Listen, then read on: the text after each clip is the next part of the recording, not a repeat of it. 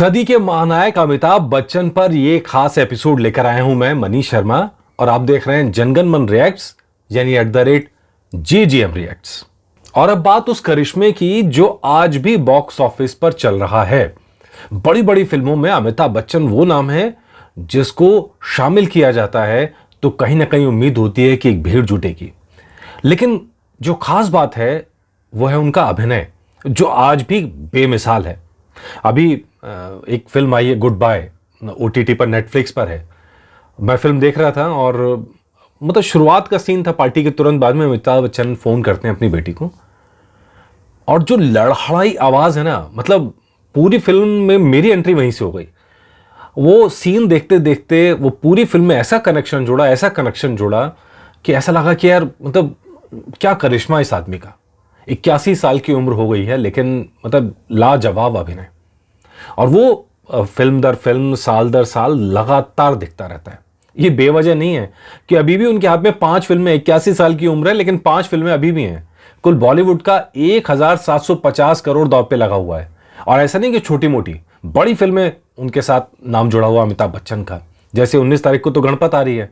गणपत के अंदर भी उनका ऐसा मेंटोर का रोल है कि वो योद्धा को सिखाते हैं एंड ऑल दैट। कल की 2898 है जो 600 करोड़ की मूवी बताई जा रही है, उसके अंदर भी अमिताभ बच्चन का एक रोल है जिसका पोस्टर आज ही जारी किया गया है। थलाइवर 170 500 करोड़ की मूवी है। ब्रह्मास्त्र पार्ट 2 में वो नजर आएंगे, वो भी 450 करोड़ की मूवी है। इतनी बड़ी बड़ी मूवी में अमिताभ बच्चन का लिया जाना, और सबसे बड़ी बात है वो उम्र जब आदमी का शरीर साथ नहीं देता है, 81 साल की उम्र में, लेकिन वो अभी भी काम में लगे हुए हैं। अभी भी वो अपने जोश, उसी खरोश के साथ, उसी उत्साह के साथ काम करते हैं। जब से उनका करियर शुरू हुआ 1969 से लेकर आज तक, शायद एक ही साल ऐसा आया है जब वो पूरे बॉक्स ऑफिस में उनकी कोई फिल्म पूरे साल में नहीं आई है। वरना तो अमिताभ बच्चन तो ऐसी मशीन है ना, ऐसी मशीन है, लगातार जो काम करती रहती है, लगातार चलती रहती है। तो अभी हम बात कर रहे हैं अमिताभ बच्चन की उस किस्मत कनेक्शन की जिसने उन्हें स्टार बनाया। अमिताभ बच्चन के पिता का नाम सब जानते हैं, हरिवंश राय बच्चन, जो मशहूर कवि थे। उनकी लिखी हुई मधुशाला तो बहुत फेमस है ही।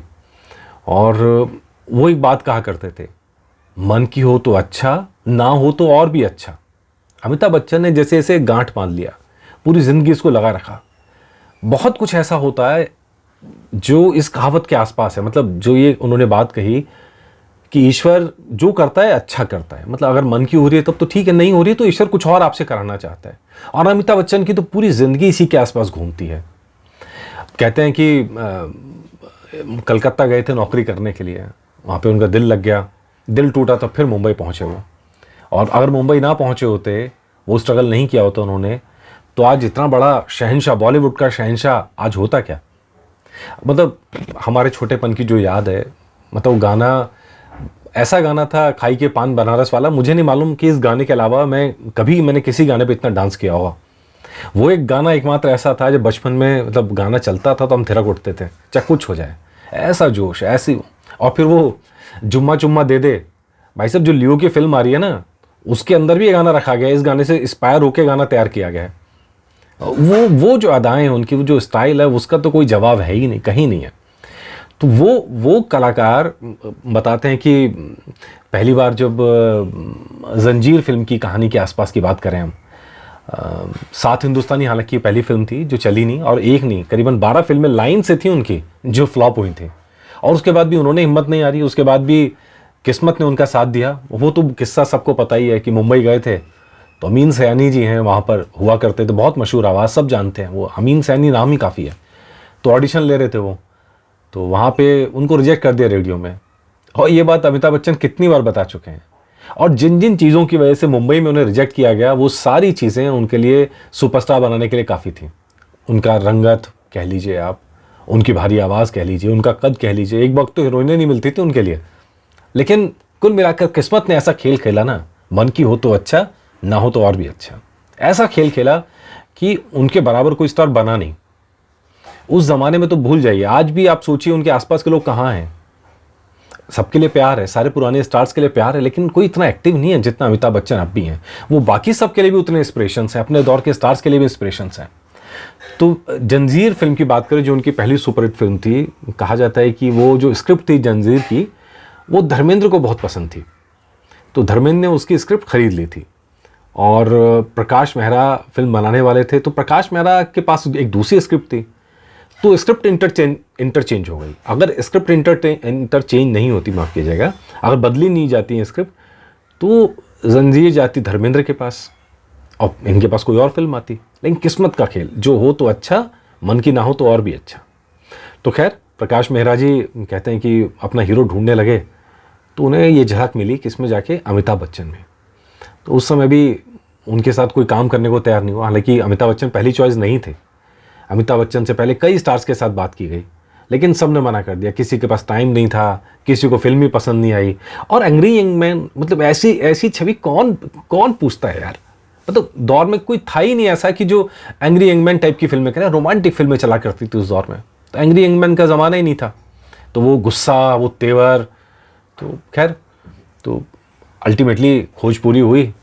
तो अमिताभ बच्चन को कास्ट किया गया फिल्म में। फिर हीरोइन ना मिले, जैसे तैसे कोई हीरोइन मिले, मुमताज़ शायद मिली थी, तो उनकी शादी तय हो गई। तो आखिरी में जया का नाम तय हुआ फिल्म के लिए। तो कुछ इस तरह करके उनकी कहानी बढ़ी जंजीर की। और आखिरकार जब फिल्म लगी तो पहले 3-4 दिन तो कोई रिएक्शन नहीं था, तो मान लिया गया कि फिल्म फ्लॉप हो गई है। कहते हैं कि उस फिल्म से इतना झटका लगा अमिताभ बच्चन को कि उनको बुखार आ गया। हालांकि फिर जब फिल्म चली तो ऐसी चली। और फिर जब शोले का नाम आएगा तो बताइए आप, अमिताभ बच्चन और शोले को कैसे भूल सकते हैं। शोले मतलब आप आज भी भारत की सबसे ज़्यादा कमाऊ फिल्म की बात कर लीजिए, भारत की सबसे ज़्यादा फुटफॉल फिल्म्स की बात कर लीजिए, शोले का नाम ज़रूर आएगा। सालों साल 5 साल चली थी फिल्म सिनेमा हॉल पे लगातार, ऐसा क्रेज़ फिल्म का। तो एक नहीं, दर्जनों फिल्में थीं। और फिर फिल्में फ्लॉप होने का दौर भी चला, जब वो उम्र से आधी हीरोइनों से अपने इश्क लड़ाते थे अमिताभ बच्चन, फिल्में फ्लॉप होने लगी। जब फिल्में फ्लॉप होने लगी, उसी दौर की एक फिल्म थी वो शहंशाह, आपको याद होगा, है ना। क्या मतलब फिल्म नहीं चली, लेकिन वो किरदार, वो चीज़ें, उनका अभिनय सब याद है। रिश्ते में तो हम तुम्हारे बाप लगते हैं और नाम है शहंशाह। वो जो डायलॉग डिलीवरी, वो जो स्टाइल, उसका कोई सानी नहीं है। तो कुल मिलाकर वो कहानी, लेकिन फिर वो उनके फ्लॉप होने का दौर चला, क्योंकि कहीं ना कहीं एक हीरो से हम एक चीज़ उम्मीद करते हैं और वो उम्र के साथ साथ वो चीज़ें कहीं ना कहीं ढलने लगती हैं। फिर बागबान फिल्म से उन्होंने दोबारा एंट्री करी, वो पूरा का पूरा उनका है कि काम मांगना, और वो उनके सपने मिस इंडिया कराना, और फिर मिस इंडिया का फ्लॉप हो जाना, पूरे का पूरे सपने। वो जो कहानी है ना, ये पूरी कहानी कहीं ना कहीं एक हिम्मत की कहानी है। मतलब वो कहानी है हार ना मानने की कहानी है, उठने की कहानी है तो गिरने की कहानी है, और फिर उठ के खड़े हो जाने की कहानी है। ये है अमिताभ बच्चन की कहानी। और अब देखिए किन रोल्स में आ रहे हैं, इतने डिफरेंट रोल। आप बताइए पूरी इंडस्ट्री में किसी ने किए हो तो, कहां से लेके कहां तक। 7 हिंदुस्तानी से आप उठाइए और अब ब्रह्मास्त्र तक आपको जाना पड़ेगा, ब्रह्मास्त्र 2 तक जाना पड़ेगा, और गुड बाय जो OTT पर है, लगातार डिफरेंट टाइप के रोल्स। Salute sir, salute. हम इतना ही कह सकते हैं कि आपके बराबर इंडस्ट्री में ना कोई हुआ है और ना कोई होगा। सैल्यूट है। नमस्कार।